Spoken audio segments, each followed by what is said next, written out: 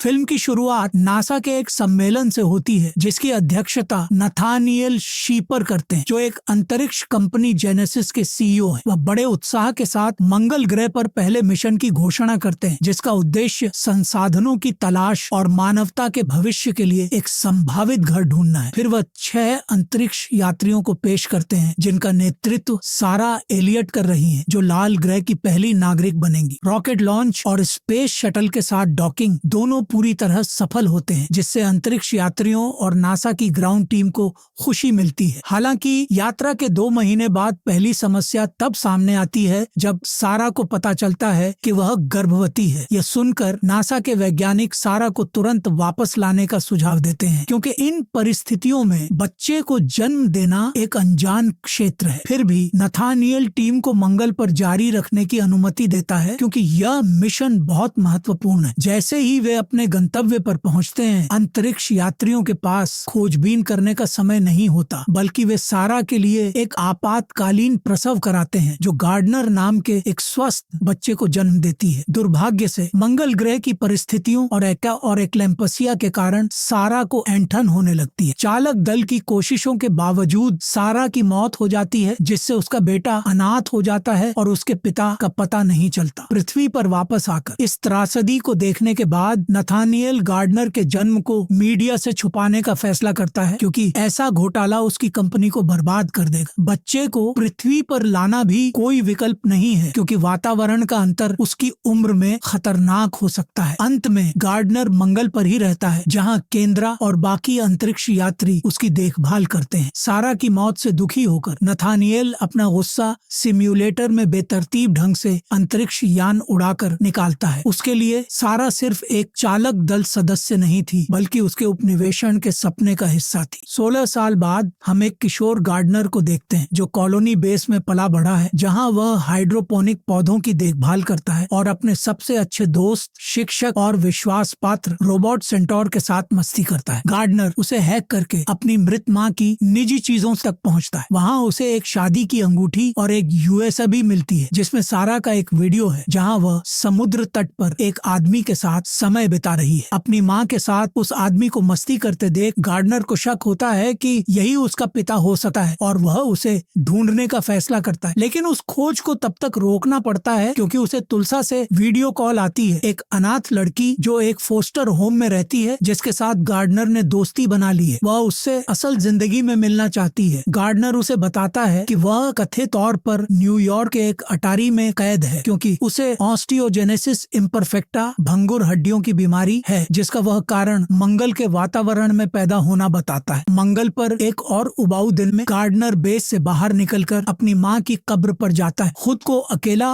और त्यागा हुआ महसूस करते हुए वह अपना गुस्सा निकालने के लिए अपने स्पेस रोवर को तेज गति से चलाता है और बेतरतीब स्टंट करता है, ताकि वह इस तथ्य को भूल सके कि उसके आसपास कोई नहीं है। वह पलट जाता है और अपने सूट को फाड़ देता है, लेकिन सौभाग्य से केंद्रा समय पर उसकी मदद के लिए आ जाती है। बेशक उसे बिना एस्कॉर्ट के बेस छोड़ने के लिए डांट पड़ती है। यह उसके लिए आसान था, क्योंकि वह एक बुलबुले में वैज्ञानिकों के बीच पला बढ़ा। आखिरकार ये अजीब होता अगर वह बेहद होशियार न होता। उसे ऐसा दोबारा करने से रोकने के लिए केंद्रा उसे बताती है कि उसकी माँ की कब्र केवल प्रतीकात्मक है, क्योंकि उसकी असली राख पृथ्वी पर भेज दी गई थी। यह पहचानते हुए कि लड़का एक अलग जीवन चाहता है, केंद्रा नथानिएल और जेनेसिस के नए डायरेक्टर टॉम चेन से संपर्क करती है और गार्डनर के पृथ्वी पर जाने का प्रस्ताव रखती है। नथानिएल, जो अब सिर्फ संस्थापक हैं, तुरंत इस विचार का विरोध करते हैं, क्योंकि उन्हें गार्डनर की हड्डियों को मजबूत करना होगा और उसे नए वातावरण का आदी बनाना होगा। फिर भी केंद्रा गार्डनर के लिए एक कठोर प्रशिक्षण कार्यक्रम आयोजित करती है, जिसमें वह हड्डियों की सर्जरी भी करवाता है। आखिरकार वह दिन आता है जिसका गार्डनर इंतजार कर रहा था, और वह पृथ्वी के लिए रवाना होता है। यात्रा के दौरान केंद्रा स्वीकार करती है कि उसे उसके पिता के बारे में कुछ नहीं पता, हालांकि वह कभी उम्मीद नहीं छोड़ती कि वह एक दिन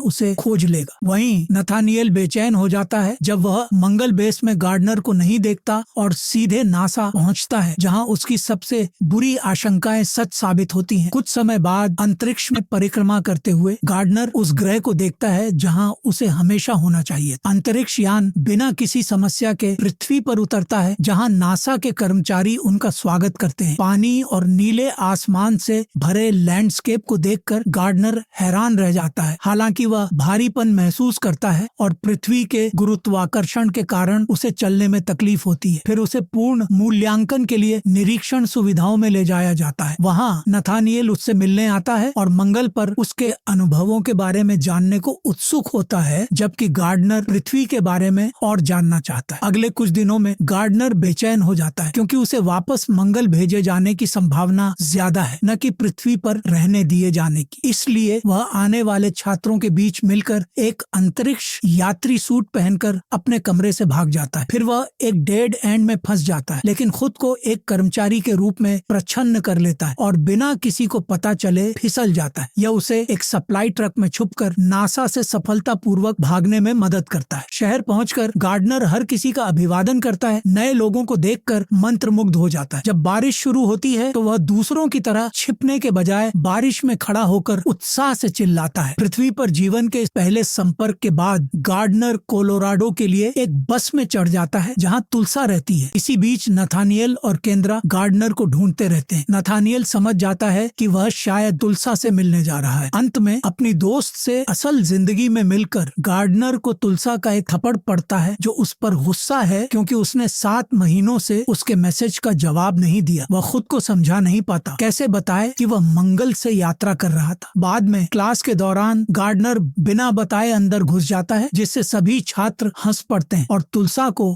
थोड़ा शर्मिंदगी होती है। फिर वह इमरजेंसी शावर चला देता है और हालांकि वह पूरी तरह भीग जाता है, लेकिन उसकी मासूमियत सभी को मुस्कुरा देती है। क्लास के बाद गार्डनर तुलसा को अपने माता पिता की एक तस्वीर दिखाता है और उससे अपने संभावित पिता को ढूंढने में मदद मांगता है। तुलसा के फोस्टर होम में नथानिएल और केंद्रा अचानक आ धमकते हैं और गार्डनर को वापस ले जाने की मांग करते हैं। वह मना कर देता है और पास के मैदान की ओर भाग जाता है, हालांकि उसके पैर इतनी मेहनत के लिए तैयार नहीं है। सौभाग्य से तुलसा अपने फोस्टर गार्जियन का एक पुराना बाइप्लेन लेकर आती है। हालांकि गार्डनर का पीछा करने वाले उससे कुछ ही मीटर दूर हैं, वह विमान में चढ़ने में कामयाब हो जाता है। उड़ान के दौरान गार्डनर मंत्रमुग्ध होकर लैंडस्केप को देखता है, लेकिन यह उत्साह ज्यादा देर नहीं टिकता क्योंकि तुलसा को ईंधन की कमी के कारण रेगिस्तान के बीच एक हाईवे पर इमरजेंसी लैंडिंग करनी पड़ती है। विमान अनियंत्रित होकर घूमने लगता है, जिससे दोनों को दुर्घटना से पहले कूदना पड़ता है। शुक्र है जिस बार्न में वे गिरते हैं वह सुनसान है। हेलीकॉप्टर से देख रहे नथानिएल और केंद्रा को लगता है कि विस्फोट में गार्डनर और तुलसा मर गए हैं। नासा की एक टीम धुएं से भरे बार्न पर पहुंचती है, लेकिन वहां कोई शव नहीं मिलता। इसलिए वे मंगल से आए उस लड़के को ढूंढने के लिए फिर से खोज शुरू कर देते हैं। पास के एक शहर में तुलसा एक मरम्मत की दुकान पर खड़ी एक कार का मालिक होने का नाटक करती है ताकि वह उसे चुरा सके और गार्डनर के पिता को ढूंढने की यात्रा जारी रख सके। सड़क पर तुलसा गार्डनर से पूछती है कि नासा उसके पीछे क्यों पड़ी है और गार्डनर उसे बताता है कि वह मंगल से आया है। तुलसा ब्रेक मार देती है और उसे कार से बाहर निकाल देती है। नाराज कि हर कोई उसे आसान शिकार समझता है। गार्डनर माफी मांगता है और कहता है कि जिंदगी ने उसके साथ बुरा व्यवहार किया है, लेकिन वह सच कह रहा है। कोई और चारा न देखकर तुलसा अपने पागल दोस्त के साथ यात्रा जारी रखने को तैयार हो जाती है। वे एक रेस्टोरेंट में रुकते हैं जहां वे एक अजनबी का टैबलेट उधार लेते हैं जब वह वॉशरूम में होता है, ताकि इंटरनेट पर सर्च कर सकें। सारा की शादी की अंगूठी का उपयोग करके वे नेका नाम के एक व्यक्ति का पता लगाते हैं जो उसके माता पिता की शादी करवाने वाला था। इसी बीच नथानिएल और केंद्रा को अलर्ट मिलता है कि गार्डनर के ट्रोपोनिन लेवल खतरनाक रूप से बढ़ रहे हैं। उसका दिल बढ़ रहा है क्योंकि वह पृथ्वी के वायुमंडलीय दबाव को सहन नहीं कर पा रहा। उसे तुरंत मंगल पर वापस भेजना होगा। यात्रा करते हुए वे